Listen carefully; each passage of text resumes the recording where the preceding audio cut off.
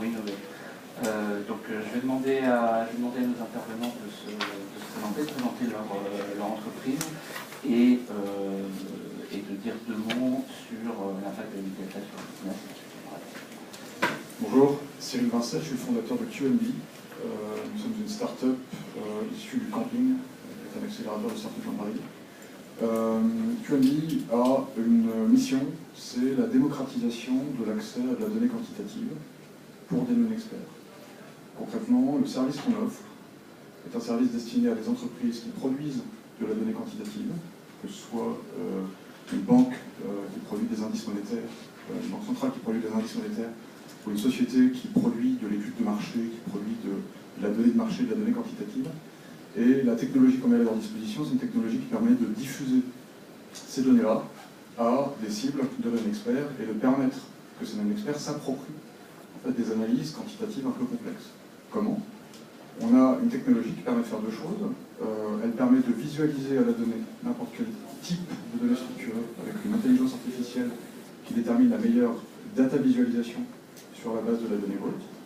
Et la deuxième chose qu'on fait, c'est de permettre à l'utilisateur de naviguer dans cette data visualisation, d'interagir avec le graphique très simplement de façon très intuitive, et de rajouter des données qui proviennent d'autres sources de données sur le graphique.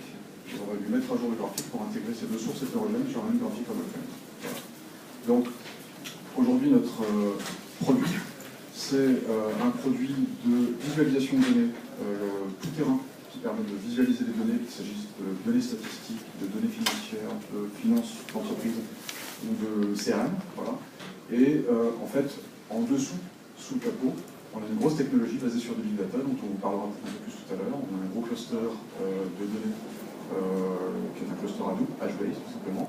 Et on a également, en fait, on utilise le Big Data aujourd'hui pour une autre partie de notre architecture, c'est pour la gestion de la base de graphes.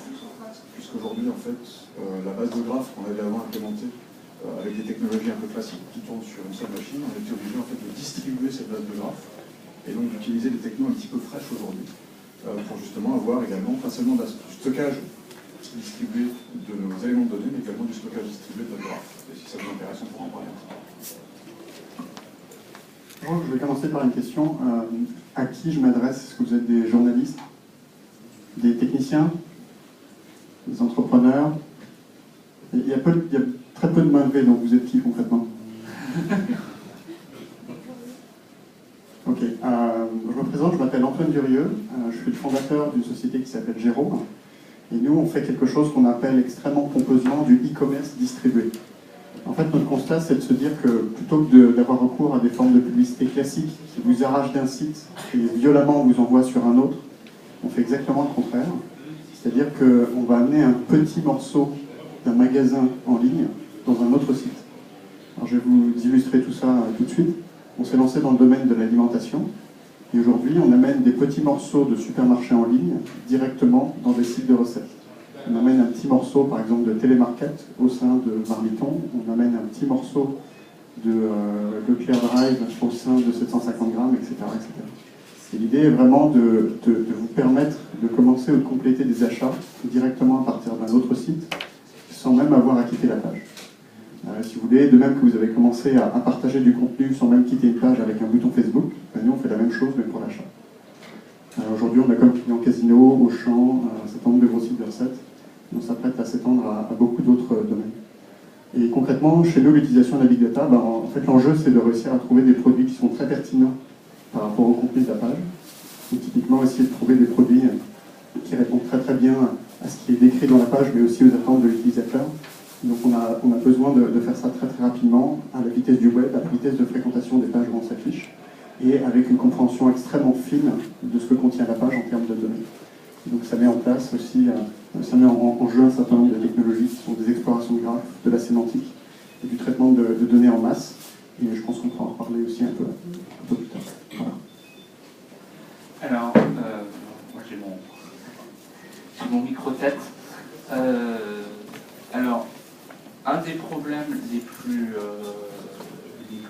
importants et pour moi les plus fascinants de la Big Data et Simplifier, je pense que vous les avez les deux, c'est la gestion de données non structurées et la structuration de données non structurées. Parce que QNB, pour que QNB marche, il faut que pouvoir comparer entre elles des données de plein de sources différentes. Et pour que Chef Jérôme marche, j'imagine que, pareil, il faut matcher les infos sémantiques qui sont sur une page par rapport à des infos qui sont sur une base de données de produits, etc. La clé, elle est dans cette structuration de données mal structurée ou structurée différemment. Est-ce que vous pouvez parler un peu de ça, de comment vous faites, et surtout quels sont les challenges? Alors, je vais parler un petit peu du cas de QNB. Nous, QNB, quand on s'est lancé, c'était début 2010. Le mot Big Data n'était pas encore un mot à la mode. Il était vaguement sorti dans une toute petite communauté, pas tellement française, plutôt américaine à ce moment-là. Mais bref, il n'y avait pas un engouement autour du terme tel qu'on le voit aujourd'hui. Nous, au départ, en fait, le besoin qui nous a amené à utiliser les technos qu'on appelle Big Data aujourd'hui, à l'époque, en fait, c'était les technos qu'on appelait NoSQL, NoSQL. Donc c'était le parti pris inverse des bases relationnelles. Et c'était ce dont nous, on avait besoin pour réaliser la plateforme qu'on voulait créer, parce qu'on avait absolument besoin pour implémenter le data model, la modélisation des données qu'on avait prévu pour QNB, on avait besoin d'un modèle qui casse les verrous des bases relationnelles, donc d'un schéma structuré de données. Et concrètement, le principal aspect qui nous a attiré vers les technos Big Data, c'est ce côté schémaless, donc la capacité en effet de stocker les données avec des formats flexibles de données, et donc de pouvoir en effet d'une série à l'autre, de pouvoir d'un jeu de données à l'autre, avoir des modélisations qui sont sensiblement différentes, et après ça, voilà, donc ne pas structurer via la base de données les données qu'on y stocke. Donc nous au départ en effet c'était ce côté non structuré qui nous a amené vers les bases de données. Et la deuxième chose qu'on est venu chercher, mais c'était seulement un besoin de rendre de chez nous, c'était les problèmes de scalabilité. Je vous prends un exemple. En fait, aujourd'hui, nous stockons à peu près un demi-trillion de points de données sur notre cluster, et on le fait pour un coût qui est de l'ordre de, je vais peut-être dire une bêtise, donc ça nous coûte à peu près 1000 $ par mois.